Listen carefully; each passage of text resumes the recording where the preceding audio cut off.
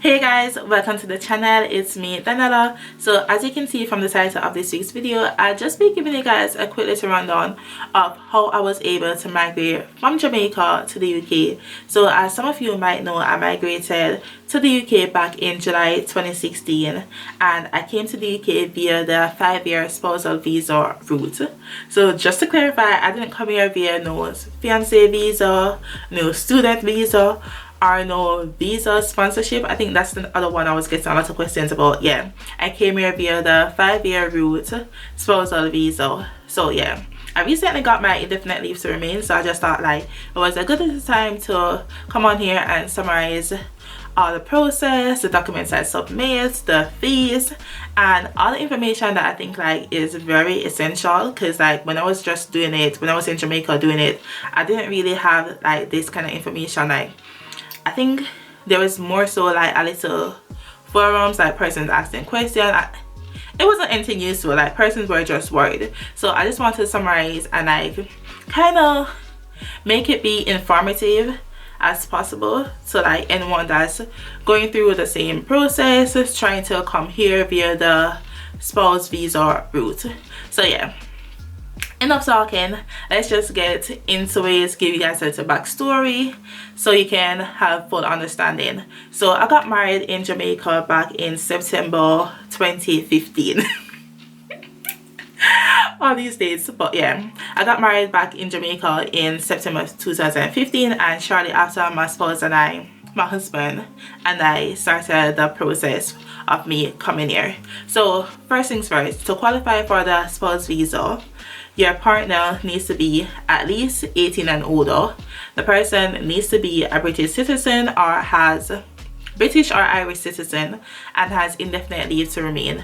So in my case, my husband is not a British citizen, but he's a Jamaican that has indefinite leave to remain in the UK, so he has settled status. So he was able to file for me to come here. Another thing that is extremely important is that the person needs to be able to show that they can provide for themselves financially and they can support you financially once you arrive in the UK. So to prove that, the person needs to be earning at least 18,600, and they can prove that by typical pay slip, be in employment, or that can be through their business. They're making that much in profits and they need to have a business account and all that bits sorted. So yeah, or it can be in savings. So different ways that you can prove that you have sufficient money to maintain that person financially once they arrive in the UK. And if you have kids, then it's 3,600 for the first child, and then I think it's 2,400 for each additional child. So yeah, in regards to finance, that's what you need to factor in. So in total, I've done 4 applications so far with the Home Office. So for the first application I did to come here, I did that through a lawyer. To be honest, if I knew what I know now, I wouldn't have used an immigration lawyer. But you know, when you're timid and you're like, oh, I don't want to make any mistakes, I've never done any visa application, I haven't done any filing or anything of that sort. So you know what, pay the experts to get it done.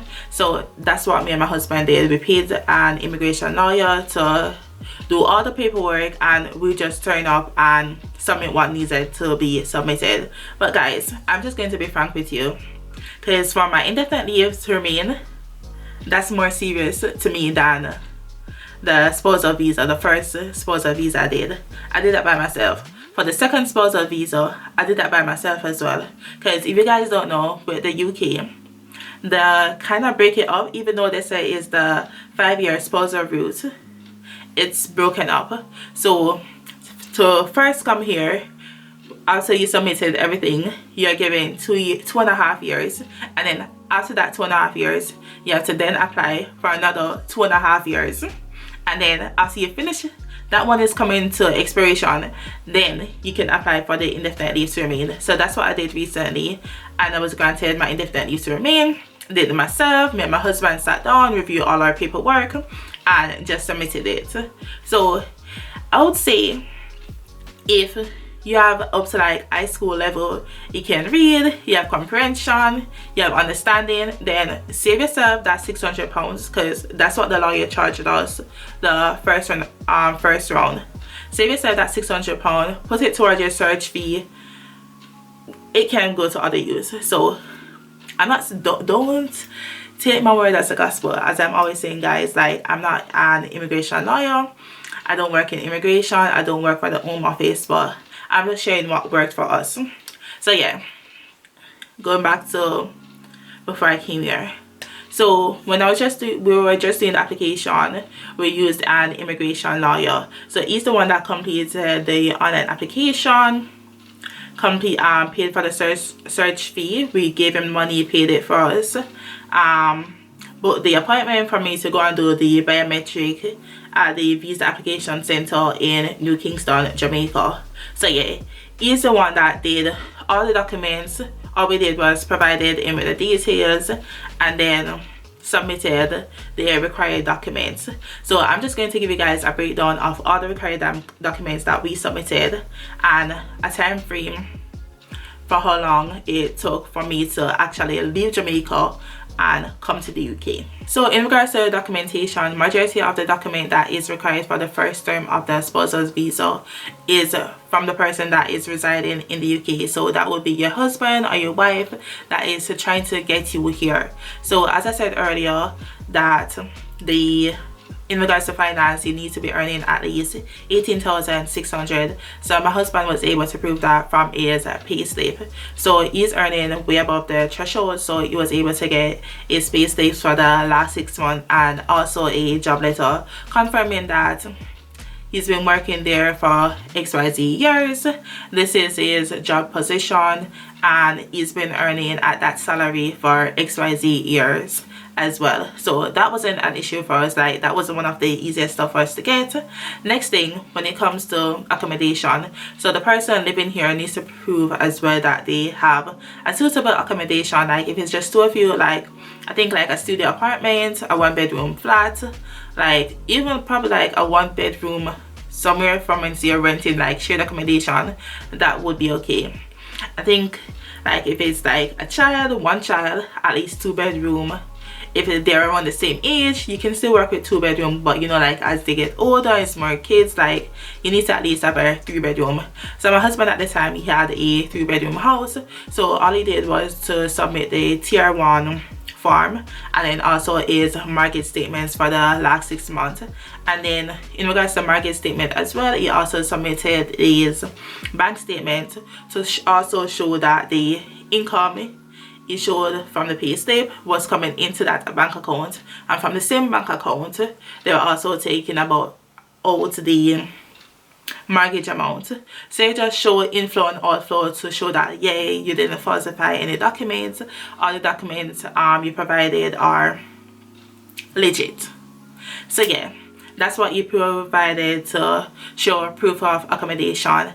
And say you don't own a house, you can also get a rental agreement from your landlord, and again, just ensure that it specifies that XYZ has been living here for how many years now or how many months, and they're paying X amount a year. And as I said earlier, just ensure that your bank statement is showing the same amount that's going out, so they can see like, oh, you got this rental agreement, say you're paying $1,200 a month for this apartment, and on your bank statement it's actually coming out. So you didn't get any friend or anyone to just write you up a rental agreement and you aren't actually living there. So yeah, that's what you guys can do for proof of accommodation. So another important subcategory of documentation that you need to submit, and with this one it needs to be on point as well, is a proof of relationship. So you need to be able to prove that you're in a legit relationship. Yeah, you submitted the marriage certificate, but didn't you guys know each other before you got married? Like, is this a legit relationship, or like, were you paid?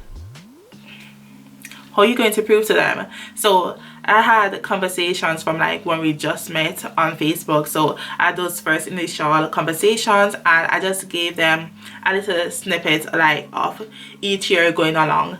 yeah, I highlighted the good sections, like when you had key achievements, like, oh, you did well on this exam at uni, or you did well at this presentation, like, oh, it's Valentine's Day, you guys expressing how you feel about each other. Like, just give them highlights of the relationship. And I don't know, but I kind of drop in a little, like, because everything can't be glitz and glam, so I dropped in a little like, oh, why didn't text me, like, oh, are you okay, what's going on, that kind of thing. And then also you need to have pictures as well, and not just like the wedding pictures, because like anyone can like go and take photos on the wedding day, but like have key moments, like, oh, when you propose, when you guys first met, like had photos from like when we just met at the airport, like stuff like that, to let them know, like be able to see the relationship growing. So I also submitted Postcard. That's probably a bit tricky at the moment, because like when I did it, you were able to submit all the documents to Sheffield, but at the moment they are doing it electronically. So at the moment you upload all the documents and then you go to the visa assessment center. So it's a bit different, but I much prefer the new way of doing it. It's just like less tedious.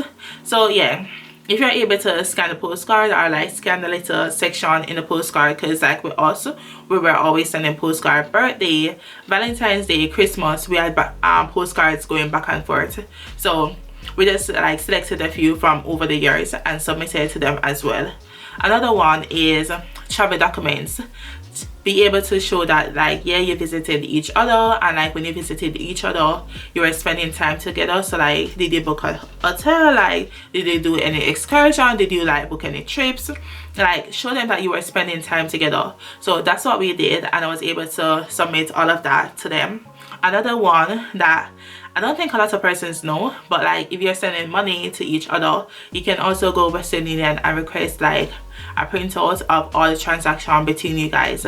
So I was able to do that at Western Union. They didn't take too long as well, and I just popped into Western Union in New Kingston, and I think they gave me an email address. If I'm not lying, I think they gave me an email address, and I just sent them an email saying that I want a printout of all the transactions between myself and my husband from, I just dated it back from like when we started talking, like when he actually started sending money, and I was able to get that in an, I think it was an Excel file.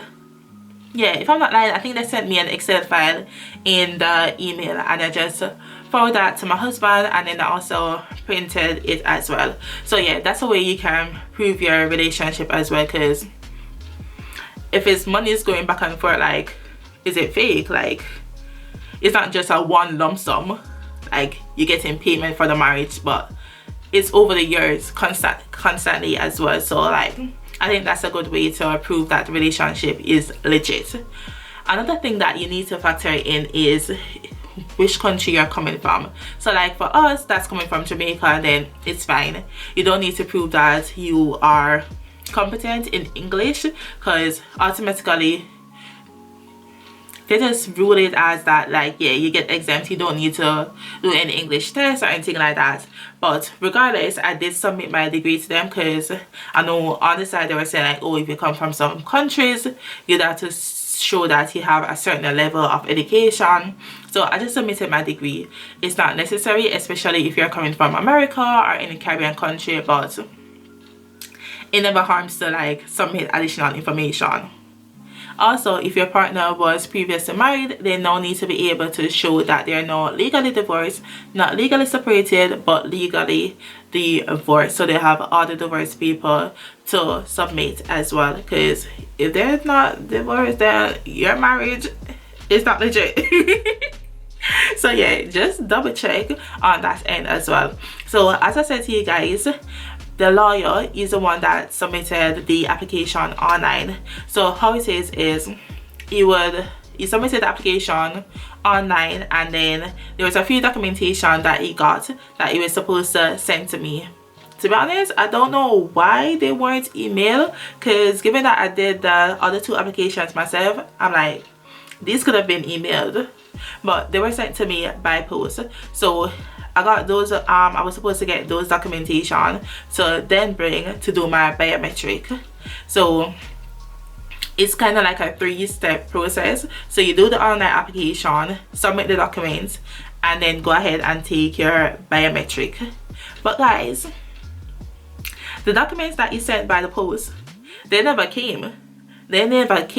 So I got married in September 2015, and we submitted the documents submitted the online application the 19th of January 2016, and my appointment was it for the 12th of February 2016?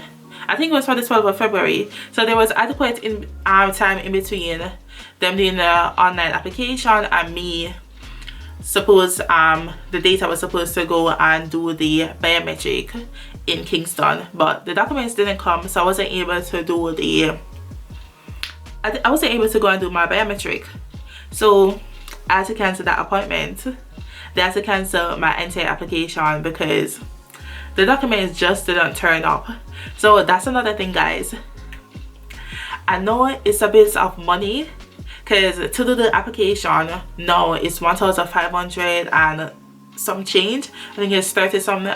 I put the correct amount down here. So at the moment I think it's 1,500. When I did it was like 1,400, and then on top of that you have to pay health surge charge. So that's just for you to use the NHS services, dental, be able to go GP and stuff like that. So you have to pay for the 2.5 years. I think when I did it I paid 1,200, but at the moment it's 600 and I think it's 630 something for a year. So just times 8 by 2.5 and you get the amount that you have to pay. So in total it's like almost 3,000. So guys, we paid the money, we paid the application fee, paid the surge charge, paid for me to go and do the biometric appointment, but my documents didn't come, so I wasn't able to go and do the appointment. I didn't know I have no documentation to bring with me to go and do the appointment. So I was there waiting, and I think I waited like 6 weeks, and then Ricky was like, no, this is taking too long. Ricky was going back and forth with the lawyer trying to like clarify what's going on, because like he's the one that posted it, the lawyer is the one that posted it, and like it just didn't turn up. So they had to cancel the appointment, cancel the application, requested a refund, and to request a refund that took forever. Ricky didn't get, I keep saying Ricky like you guys know, my husband. So my husband didn't get his refund until after I arrived in the UK. So if I can give you any advice, is like to have access to additional funds just in case there's any little hiccups along the way. Like if for instance like what happened to me happened to you, and you just have to cancel that application and you don't have time to like wait for the refund to come through, just have access to some money, even if it's like a credit card, because you know you're going to get a refund. But yeah, that's what happened to us. So we weren't able to reapply until in March.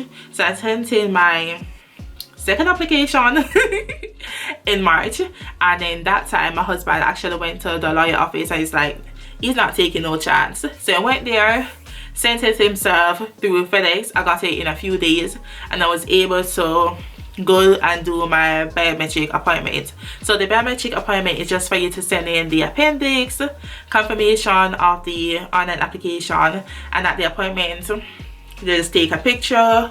That's the picture that's going to be in your visa that's printed in your passport. So they just take a picture, passport picture of yourself, and do your fingerprints. So that's the main purpose of the appointment, just in case your application goes through, then that bit is sorted. So after my biometric appointment, guys, this process can take up to 12 weeks, and mine took 11 weeks. My application took 11 weeks to process. Like I was here checking my emails every single day, like wondering what's going on, like did we miss something, like double checking all my documents that I sent. Like it took forever. So yeah, that's how long it took. So guys, I got the email, I think it was like the 1st or the 2nd of July 2016. So I got the email the 2nd of July, and the day after I just packed my stuff clean up my, because I was renting in Kingston, so I cleaned up my entire place, and I was on the flight the Sunday. I know that's a bit quick. I know that's a bit quick, but the thing is, I think my rent was due like the middle of the month, so I was just trying to avoid paying the next month rent. So I'm like, let me just hurry up and leave this place so I can get my deposit, I can go. So yeah, I got my visa the Friday, packed up, clean up, and I was out on the Sunday. So yeah. And the thing to note as well, there's a time limit on the visa that's in your passport. So mine was printed for the 28th, so it was printed from the 28th of June until the 27th of July, and I left on the 4th of July, left Jamaica on the 4th of July. So yeah, there's a time limit on the visa that's in your passport when you get it from the UK visa application center in Jamaica. So yeah, just bear that in mind as well. And what they do is, once you arrive in the UK, they just ask me a few questions like, oh, who are you going to? I'm going to my husband. I'm going to my husband. They ask you the address, like who's picking me up. I think that was about it. Guys, I don't know if this is connected as well, but like on my flights coming to the UK for the very first time when I just got the visa, the person that was sitting right beside me, he said he worked for the UK High Commission, and it was asking me bare questions, like a lot of questions, like personal questions, like when did you meet your husband, how old is your husband, like how long have you guys been talking, like oh, when was the last time you saw him, like a lot of personal questions, like oh, where does he live, like what's up in my business. But for some reason I felt as though I had to answer all of them, and I had to be like upfront and like let him know my business, because I'm like, did they put somebody beside me to vet me? I don't know. So yeah, that was a bit weird. But yeah, after we came off the plane, like it was long gone. I didn't see him. You know, like everyone's walking towards the gate. I didn't see this man. I don't know where this man disappeared to, but I just found that a bit awkward. I know it's probably too late in the video to point this out as well, but please be honest on your application. Like with myself, they asked on it like, oh, have you applied to come to the UK before? I had to tell them yes, because I did apply to get a visitor's visa before, and they rejected me. So I was applying to come and visit my husband in the UK, and I wasn't granted that visa because they said they don't think I have enough ties to Jamaica. So at the time, like, it's not like I had any oversight. I had any car, I had any kids. I was just going to university. So at that time, that's before I got married, they rejected me. So I just be honest on it. They're like, did you apply to come to the UK before? Told them yes. Why were you rejected? You guys said I didn't have enough ties to the country. Straight up.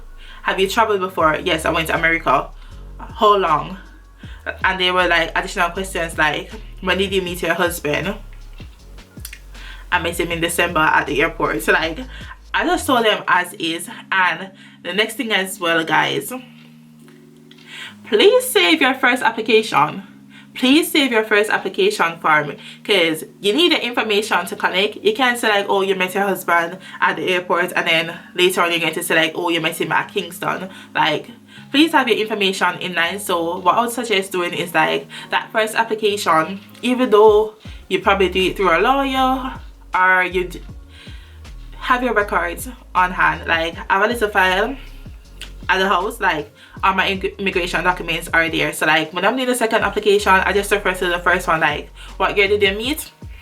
It's on that. Just type it in. I don't have to be there thinking, and you know, you're not intentionally lying, but there's a possibility that you can get your dates mixed up and stuff like that. So yeah, that's a little tip for you guys. So once I get to the UK now, you don't get your biometric right away.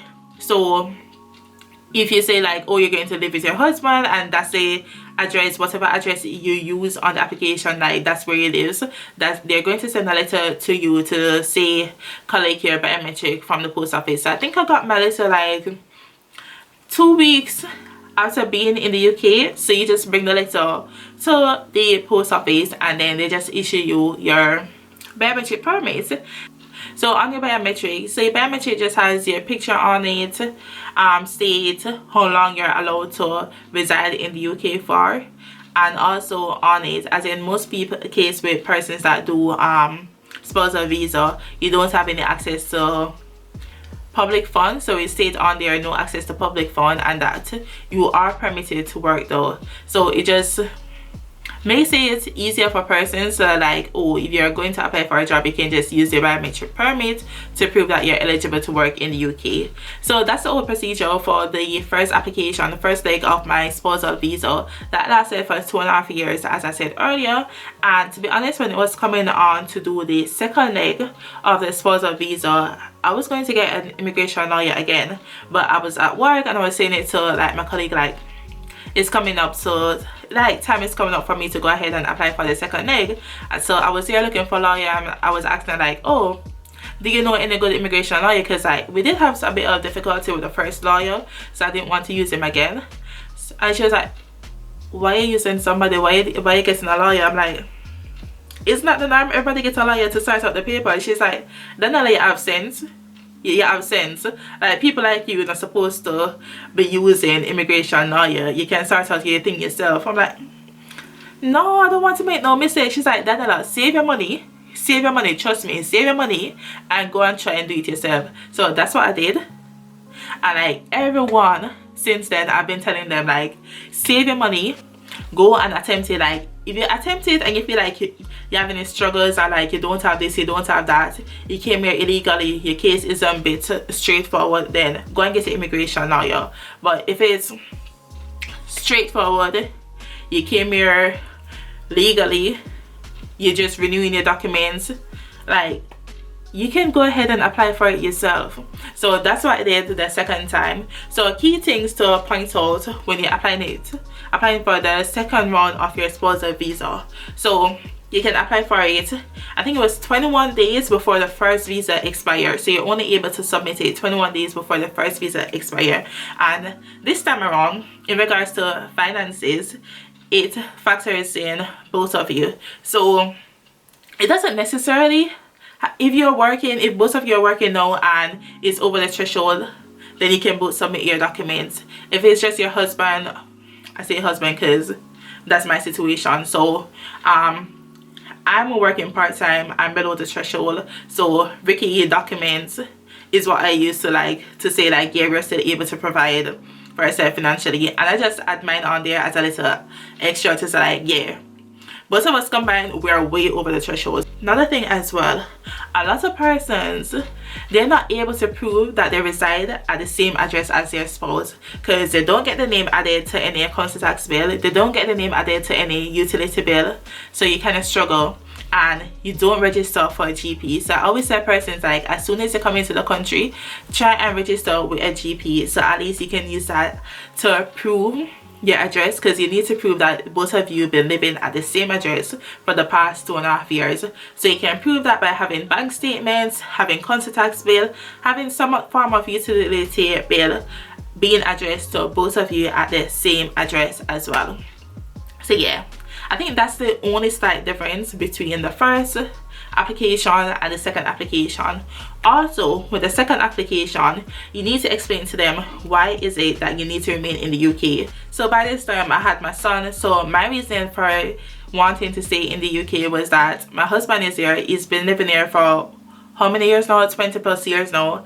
He has no intention of residing back in Jamaica because he has his property here, like he is in his job, full-time employment here, like he has no property in Jamaica, so he would find it very difficult for him to reside back in Jamaica, and myself would find it difficult to build a life with us being separate, because if he's not going back and I have to go back to Jamaica, like, how is that going to work? We can't have a long distance relationship again, long distance marriage. No, we can't be doing that at this age, like, no. So I explained to them like, it would be hard to have a long distance relationship again. And then, as I said, I had my son now, so I also explained to them like, my son is a British citizen and I don't think it's right for me to take him out of the country just because it's impossible for me to live here. So I basically made my statement, made my argument around my son and my husband they're not going back to Jamaica. I'm with them, so I don't want to leave them, so I need to stay here to be with them. So yeah, that was my argument. You've lived there for 5 years now, and it's now time for you to apply for your indefinite leave to remain in the UK. So first things first, you're going to need to do the Life in UK test. I did do a video on that, like the potential question, the process, how you go about practicing and prepping for it. But at that time, I didn't get my documents started. I didn't get my indefinite leave to remain, so I didn't want to publish it. But given that, like, have my indefinite leave to remain now, I think I'll be publishing that video at a later date, so you can expect that one. So if you're preparing for the test, then you can definitely check that one out once I publish it. So you need to do the Life in the UK test. That's just a summary of the history of the UK, and once you get that complete, you can now go ahead and once you pass that, I should say, you can go ahead and apply for your indefinite leave. So the application fee, it's currently £2,450. That's what I paid in November. And the only thing different with this one in regards to fees is that you don't need to pay the health surcharge. So that's a bit of a saver, so you don't need to pay for that. So as I said earlier, the system is slightly different now. So there is a visa application center that you go to and do your biometric, your photos and everything, but you don't need to send any documents to Sheffield. So what you do, there's two options on the website. So the first option is for £51. That's for you to go to the appointment, get your pictures taken as norm. They do the biometric as norm. But with this one, it's for them to scan the documents. So all your supporting documents, your proof of address, your letter from employment, your salary, all of that, they would scan the documents for you. The second option is for you to scan it yourself and let them check it at the visa application center, and that one is for £41. So to get the two options, at times it might be free for you to actually book the appointment. So the initial appointment for you to just go to the center, there is at times a few free slots, but when I did it, I think I paid £125 for the slot, and then in addition to that, I opted to let them scan the documents because sometimes I don't trust myself. I'm like, I don't want to miss anything, and then when I go there, I'm not able to put it on because I didn't pay for the service, because you have to pay for the service in advance. So the appointment at the visa center can take anywhere from between 30 to 60 minutes. So just factor that in, just in case you guys are busy or you're leaving work to go and do the appointment. And it's pretty straightforward. So all they do is take your documents, go through them, scan them. She takes her time. I'm not going to lie, she takes her time. So I was a bit more comfortable with her doing it because she double check, triple check. She's like, oh, did you have this? Did you have that? Yeah. Was very, very thorough. So I think the service, like if you're someone like me and you're a bit iffy and you're like, you don't want to mess it up, just pay the £51 and let somebody do it for you. So yeah, once that's finished, they do say that the process can take up to 6 months. So I submitted my application the 4th, was it the 4th of November? It was the first week of November. I don't remember the exact dates. I'm going to double check my email. So I submitted the first week of November and I didn't get confirmation that my application was approved until the 4th of March. So yeah, it did take a long while, longer than I expected, but given that that's finalized now, after 1 year of having your indefinite leave to remain, you can now go ahead and apply for your British passport. So definitely that's what I'm going to do, because girl wants to travel, girl wants to be a travel babe. So yeah, I'm just waiting for the time to come down so I can go ahead and apply for my British passport. So yeah guys, that's my application process, that's my immigration story.